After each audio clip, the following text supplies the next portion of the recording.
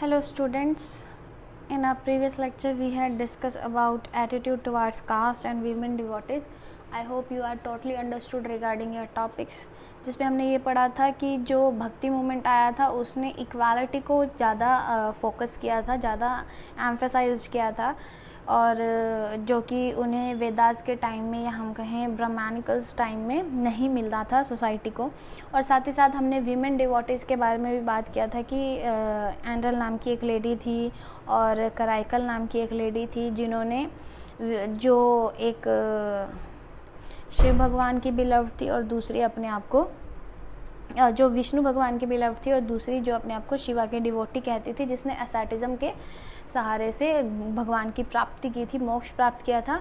उन्होंने सोसाइटी के सारे प्लेजर्स को त्याग दिया था, लेकिन वो फिर भी नन्स नहीं बनी थी। तो और उन्होंने एक पैट्रियार्कल नॉर्म्स को भी चैलेंज किया था। तो ऐसी कुछ बातें हम पढ़ के आए हैं अपने प्रीवियस लेक्चर में, जिसमें हमने कराइकल जो लेडी थी उनकी स्टैचू भी देखा, जो ब्रॉन्ज स्टैचू है, जिसमें वो बिल्कुल पतली सी और एसेटिज्म के पोस्चर में बैठी हुई हैं। आज का जो हमारा टॉपिक है that is relations with state. तो स्टेट के साथ कैसे रिलेशन थे इसके बारे में हम बात करेंगे। हम चैप्टर 2 में चीफडम्स के बारे में पढ़ के आए हैं। अगर आपको याद हो, हमने चीफडम्स के बारे में पढ़ा था, जैसे पल्लवज हो गए, चोलाज हो गए, चरस हो गए, पांड्यास हो गए। तो इनके बारे में हम पढ़ के आए थे। तो उस टाइम पीरियड में ये जो रूलर्स हुआ करते थे, चीफडम्स हुआ करते थे, इन्होंने भी भक्ति मूवमेंट को काफ़ी सपोर्ट किया था। तो जो पल्लवाज और पांड्यास का टाइम पीरियड था, यानी 6 to 9 सेंचुरी का टाइम पीरियड जो था, 6 to 9 सेंचुरी का जो टाइम पीरियड था, उस टाइम पीरियड में ना जैनिज़्म और जो बुद्धिज़्म था, जैनिज़्म एंड बुद्धिज़्म जो था, उन्हें इतना सपोर्ट नहीं मिला था, यानी उन्हें मिनिमम सपोर्ट मिला था रॉयल पैटर्नेज का।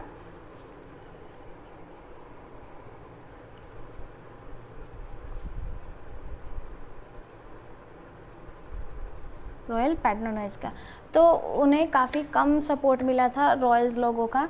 क्यों? क्योंकि जो ये लोग थे ना, ये सोसाइटी को क्या कर रहे थे, डिवाइड कर रहे थे, यानी डिफरेंस क्रिएट कर रहे थे। जैसे हमने बात की थी कि अनटचेबल्स और वीमेन को क्या करते थे, वेद पढ़ने नहीं देते थे, मंदिरों में पूजा नहीं करने देते थे। लेकिन जो ये रूलर्स हुआ करते थे या चीफडम्स हुआ करते थे, वो किसकी बात किया करते थे, इक्वालिटी की बात किया करते थे, जिस वजह से इनकी जो थिंकिंग थी आपस में अपोज कर गई थी, और उसी अपोज के कारण इन्हें मिनिमम सपोर्ट मिलता था रॉयल पैटर्नेज का, यानी जो भी ये चैरिटी डोनेशंस वगैरह थे वो बहुत कम मिलता था इन लोगों से। तो इस बात को तमिल भक्ति हाइम्स में भी कहा गया है। किस में कहा गया है?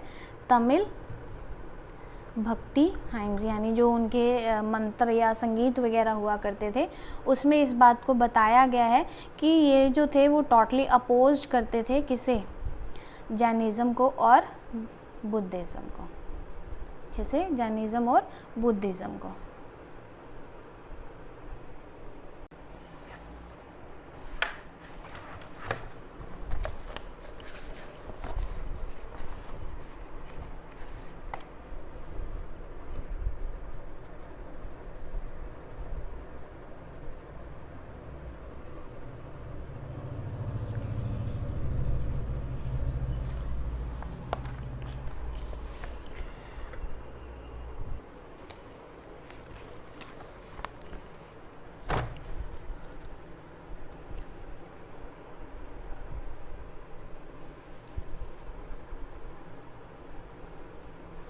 तो एक जो ये पिक्चर है, ये आपकी बुक में दी गई है, जो शिव भगवान की पिक्चर है, जो नटराज के नाम से जानी जाती है।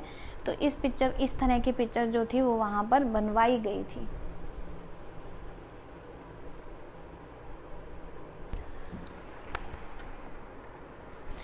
तो जो अलवर्स और नयनार्स थे, अलवर्स और नयनार्स थे, वो टोटली इंस्पायर्ड थे। क्या थे? टोटली इंस्पायर्ड थे वेलाला पीजेंट से। वहाँ पे जो पीजेंट्स रहते थे वो वेलाला पीजेंट्स रहते थे। और जो चोला रूलर्स हुआ करते थे ना, चोला रूलर्स हुआ करते थे ना, वो भी किसे सपोर्ट करते थे, अल्वर्स और नयनार्स के, जिसके बारे में हम बात भी कर चुके हैं कि जो भक्ति मूवमेंट को वो बिल्कुल सपोर्ट करते थे। और ये भक्ति मूवमेंट में अल्वर्स और नयनार्स इंक्लूडेड थे। तो चोला रूलर्स क्या करते थे, इन्हें सपोर्ट करते थे। अब क्यों करते थे, जो चोला रूलर्स थे वो किसके ऊपर रूलर्स थे, वेलाला पीजेंट्स के ऊपर रूलर थे। तो वेलाला पीजेंट्स जो थे वो किसके फॉलोवर्स थे, अल्वर्स और नयनार्स के फॉलोवर्स थे, यानी शिव भगवान और विष्णु भगवान के फॉलोवर्स थे। वो भक्ति मूवमेंट में बिलीव करते थे।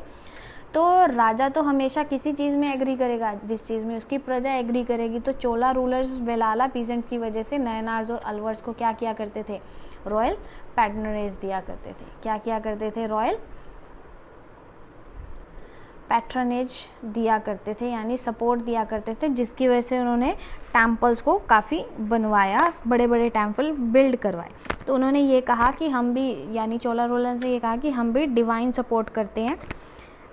तो इस तरह के कुछ वहाँ पे प्रूफ मिले थे, जिससे हिस्टोरियंस को पता चला कि जो चीफडम्स थे वो किसकी फेवर में थे, भक्ति मूवमेंट और ब्रह्मानिकल आइडियाज़ की फेवर में थे। तो ये जो राजा हुआ करते थे ना, वो क्या किया करते थे, इन टेम्पल्स के अंदर तमिल शैवा हाइम्स भी सिंग करवाया करते थे, गवाया करते थे, तमिल शैवा हाइम्स भी। तो ये सारे काम भी वो लोग करवाया करते थे। और इन्हें, यानी इन हाइम्स को क्या किया गया, कलेक्ट किया। कलेक्ट करने का जो काम था वो इन्हीं रूलर्स ने, चोला रूलर्स ने शुरू किया गया। और उसे कलेक्ट करने के बाद ऑर्गेनाइज़ किया गया एक टेक्स्ट में। हमें पता ही है कि जो सोर्सेज से हमें पता चलता है, यानी इस बारे में भी एक टेक्स्ट में लिखा गया, ऑर्गेनाइज़ किया गया टेक्स्ट में, और जिसका नाम था तेवरम। क्या नाम था, तेवरम। तेवरम में क्या था, कलेक्शन थी किसकी, तमिल शैवा हाइम्स की, जो मंदिरों में उस टाइम पे गाई जाती थी, जो मंदिर चोला रूलर्स ने बनवाए थे अपने वेलाला पीजेंट्स के भक्ति मूवमेंट को या भक्ति को इंस्पायर करने के लिए। तो ये एमसीक्यू पॉइंट ऑफ व्यू से काफ़ी इंपॉर्टेंट थिंग है तेवरम। तेवरम टेक्स्ट में इन सारी बातों के बारे में, यानी तमिल शैवा हाइम्स के बारे में डिस्क्राइब किया गया है। एक और चोला रूलर हुआ करते थे जिनका नाम था पतरानका। एक और चोला रूलर जो 1945 के टाइम पीरियड में थे, 1945 के टाइम पीरियड में उनका नाम था पतरानका वन। इन्होंने क्या किया था, मेटल इमेजेस बनवाई थी। क्या की थी, मेटल इमेजेस बनवाई थी, किसकी, अपार की, संबंदर की और सुंदरर की। किसकी, सुंदरर की। और ये जो मेटल इमेजेस थी, इन्हें कहाँ रखवाया गया, शिव टेम्पल्स में रखवाया गया। क्या रखवाया गया, शिव टेम्पल्स में रखवाया गया। और इन टेम्पल्स में जब भी फेस्टिवल्स होते हैं तो इन सेंट, यानी ये सेंट्स की जो मेटल इमेजेस थी, जो इनके फॉलोअर्स हुआ करते थे शिव भगवान के, सेंट्स जो लोगों के सामने सेंट्स बन के आए थे, यानी लोगों को उन्होंने गाइडलाइंस दी थी, उनकी इन्होंने मेटल इमेजेस बनवाई थी और उनको कहाँ रखा गया था, शिव टेम्पल में रखा गया था। और फेस्टिवल्स के टाइम इन्हें पूजा भी की जाती थी। तो ये भी एमसीक्यू पॉइंट ऑफ व्यू से काफ़ी इंपॉर्टेंट थिंग है कि कौन से सेंट्स की वहाँ पर मेटल इमेजेस किस राजा ने बनवाई थी। तो राजा का नाम था पतरानका वन, और किस फॉर्म में बनवाई थी, मेटल इमेज बनवाई थी, और सेंट के क्या नाम थे, सुंदरर, अपार एंड संबंदर। तो यही टॉपिक है आपका 2.4 टॉपिक। आई होप आपको समझ आ गया होगा। काफ़ी ईजी और इंटरेस्टिंग टॉपिक है, इसमें कोई डाउट नहीं होना चाहिए। अब हम बात करेंगे हमारे नेक्स्ट टॉपिक की, that is the Vaishnava tradition in Karnataka. तो कर्नाटका में एक और ट्रेडिशन सामने आया था जिसका नाम था वीरशैवा। शैवा। तो जब 12th सेंचुरी का टाइम पीरियड आया ना, कौन सी सेंचुरी का, 12th सेंचुरी का टाइम पीरियड आया, तो कर्नाटका में एक मूवमेंट चलाया गया। कर्नाटका में एक मूवमेंट चलाया गया और उस मूवमेंट को लीड किया गया ब्राह्मणा नेम की भासावना ने। एक ब्राह्मणा हुई करती थी और उनका नाम था बसवाना। तो ये नाम एमसीक्यू पॉइंट ऑफ व्यू से काफ़ी इम्पोर्टेंट है। और ये ब्राह्मणा हुई करती थी, एक यानी ब्राह्मण कैटेगरी से बिलोंग करती थी। इन्होंने क्या किया था, एक मूवमेंट चलाया था, और वो मूवमेंट चलाया था उन्होंने जब कालाचूरी रूलर का टाइम पीरियड चल रहा था, और वो उसके कोर्ट में उसके कोर्ट में क्या हुआ करते थे, मिनिस्टर हुआ करते थे, मिनिस्टर इन कालाचुरी रूलर। तो इस रूलर के मिनिस्टर का नाम था यानी बासवाना। उन्होंने क्या किया था, एक कर्नाटका मूवमेंट चलाया था और इनके जो फॉलोवर्स हुआ करते थे ना, यानी बासवाना के जो फॉलोवर्स हुआ करते थे, उन्हें क्या कहा जाता था, उन्हें कहा जाता था वीरा शैवाज। क्या कहा जाता था, वीरा शैवाज, जो हमारे टॉपिक का भी नाम है। वीरा शैवाज का मतलब heroes of Shivas, heroes of Shivas. तो ये एक ट्रेडिशन वहाँ कर्नाटका में चल गया था, वीरा शैवाज यानी हीरोज ऑफ शिवाज, जो फॉलोवर्स हुआ करते थे बासवाना, जिन्होंने कर्नाटका में एक मूवमेंट चलाया था 12th सेंचुरी में। और ये मूवमेंट तब चलाया था जब कालाचुरी नाम रूलर का राज चल रहा था। और इन्हें क्या कहा जाता था, साथ साथ लिंग्याट्स भी कहा जाता था। लिंग्याट्स का मतलब हमें पता ही है, लिंगा का मतलब शिवलिंग, जो क्या होते थे, वीरर्स ऑफ लिंगा।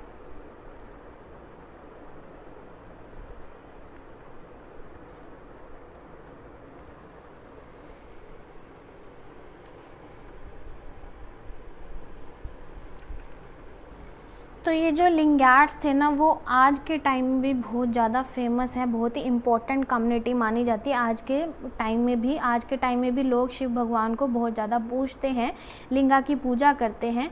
और क्या करते हैं, यूजुअली वियर करते हैं अपने शोल्डर पे एक सिल्वर लिंगास को, यानी सिल्वर केस के ऊपर लिंगा बना होता है और उसे एक लूप के साथ यानी एक थ्रेड के साथ अपने शोल्डर पे वो वियर करते हैं। आपने देखा भी होगा, तो शोल्डर पे कई बार क्या किया, धागे में एक लिंगा को बांधा गया होता है, तो उसे बांधा। तो ये जो होता है, ये इंस्पिरेशन यानी इंस्पायर्ड होते हैं, जिन्हें जंगामा कहा जाता है, यानी वंडरिंग मॉन्क्स। क्या कहा जाता है, वंडरिंग मॉन्क्स। जो लिंग्याट से यानी ये इस लिंग को पहनते और इंस्पायर्ड होते हैं, उन्हें जंगामा कहा जाता है, जो एमसीक्यू पॉइंट ऑफ व्यू से काफ़ी इंपॉर्टेंट है। यानी ऐसे लोग जो वंडरिंग होते हैं, यानी मॉन्क्स। तो ये ऐसे लिंग्याट्स होते थे जो लिंगा को पहना करते थे अपने शोल्डर पे, और वंडरिंग मॉन्क्स होते थे जिन्हें जंगामा कहा जाता था। और ये टोटली शिव भगवान के फॉलोवर्स हुआ करते थे। ये रीबर्थ में बिलीव नहीं करते थे, ये रीबर्थ में बिलीव नहीं करते थे। ये इस बात में बिलीव करते थे कि आफ्टर डेथ ये क्या हो जाते हैं, यूनाइट हो जाते हैं, किससे, शिव भगवान से, यानी शिव भगवान को ये प्राप्त हो जाते हैं। तो वो इन चीज़ों में क्या करते थे, बिलीव करते थे। इसी वजह से वो क्रीमेशन को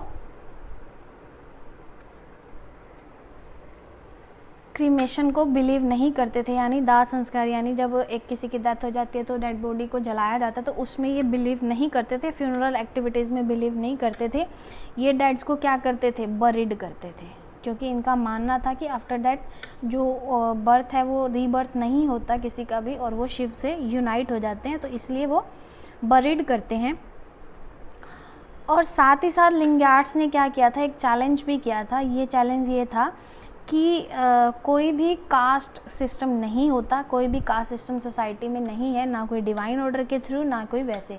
हर बंदा क्या है, इक्वल है दूसरे बंदे के। और ये पॉल्यूशन के बारे में भी हमने पढ़ा था अनटचेबल्स वाले टॉपिक में।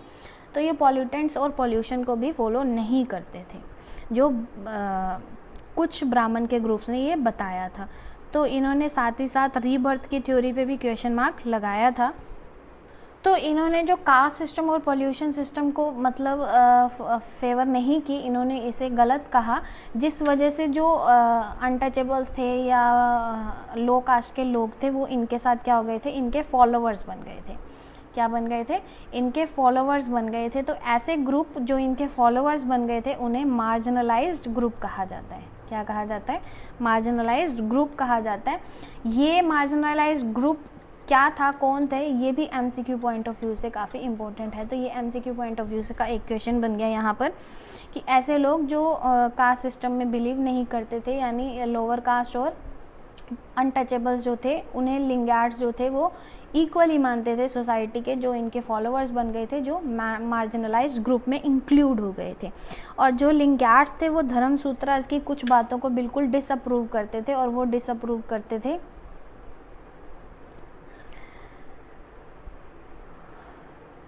पोस्ट पुबर्टी मैरिज को।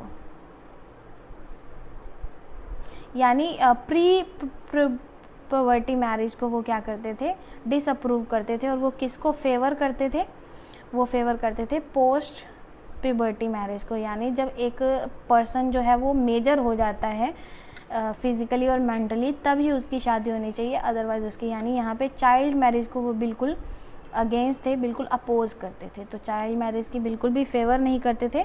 और साथ साथ वो फेवर एक और चीज़ की करते थे, जो री मैरिज थी, यानी विडोज़ की जो री मैरिज होनी चाहिए उसको भी वो फेवर करते थे। तो कुछ सोसाइटी के एवल्स को रिमूव करने के लिए लिंगार्ड्स ने काफ़ी ज़्यादा स्ट्रगल किया था।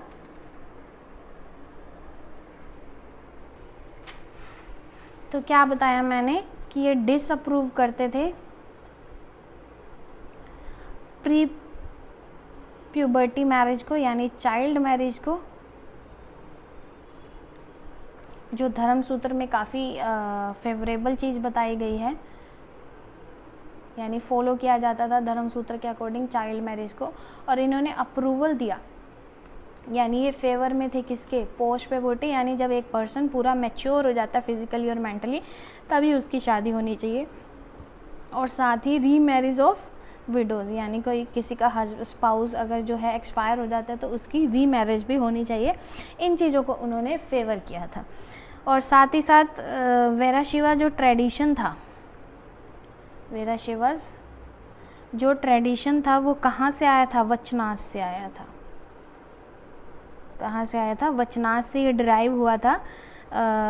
मतलब इसके बारे में कहाँ से पता चला, वचनास से पता चला, जो एक कन्नड़ कंपोजिशन है। क्या है, कन्नड़ कंपोजिशन है। ये भी एमसीक्यू पॉइंट ऑफ व्यू से काफ़ी इंपॉर्टेंट चीज़ है कि वेराशिवास के बारे में कहाँ से पता चला। तो वो वचनास थे, जो कन्नड़ कंपोजिशन थी, जिसे किसने कंपोज किया, मैन एंड वीमेन ने। और ये ऐसे मैन एंड वीमेन थे जो कौन थे, इंक्लूडेड थे इस मूवमेंट में, यानी जिस मूवमेंट वेराशिवास मूवमेंट की हमने बात की, इसी मूवमेंट में जो मैन और वीमेन इंक्लूडेड थे, उन्होंने ये टेक्स्ट को राइट किया था, कंपोज किया था कन्नड़ में, और जिसे वचनास के नाम से जाना जाता है। तो ये था वेराशिवास ट्रेडिशन के बारे में। आई होप आपको समझ आ गया होगा, काफ़ी इजी ही है और इम्पॉर्टेंट टॉपिक है एमसीक्यू पॉइंट ऑफ व्यू से। यहाँ से 3-4 क्वेश्चंस आपके निकल जाते हैं, तो इसे स्किप नहीं करना, अपनी नोटबुक में मेंशन कर लेना ये सारी चीज़ें आफ्टर डिस्कसिंग दिस टॉपिक। और बच्चे साथ साथ एक ये जो आपके सोर्सेज दिए हुए हैं ना, उसे भी इंक्लूड कर लिया करो, पढ़ लिया करो, क्योंकि ये टॉपिक से रिलेटेड ही होते हैं और उनसे अपनी नोटबुक में उन्हें लिख लिया करो। तो after discussing this topic, if you have any doubt, please let me know. Otherwise, don't forget to do your work timely and don't forget to pray. Thank you. See you in next video. Till then, take care.